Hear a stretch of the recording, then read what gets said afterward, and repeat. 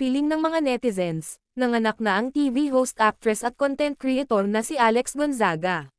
Maraming nag-congratulate sa sisteraka ni Tony Gonzaga at sa asawa nitong si Mikey Morada matapos bumandera ang social media post nito.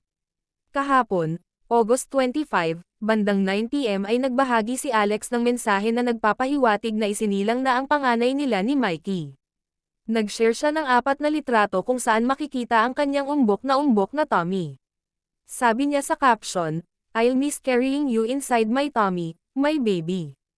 It was like having our own little world. Thank you, Jesus." Kasunod nga nito ang pagbuhos ng congratulatory message para kina Alex at Mikey kahit wala pang kumpirmasyon ang mag-asawa. Narito ang ilang comments ng mga netizen. "It means nanganak na siya.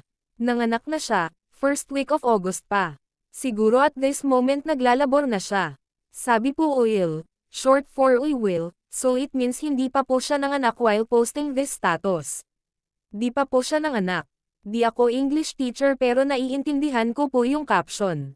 It was, daw, meaning she had already given birth.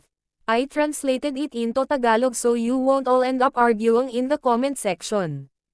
Mamimiss ko ang pagdadala sa iyo sa loob ng tiyan ko, baby ko. Para tayong may sarili nating munting mundo. Salamat, Jesus." Dahil sinabing Will miss carrying you, na nagpapahiwatig na lumabas na ang baby at tapos na ang pagbubuntis.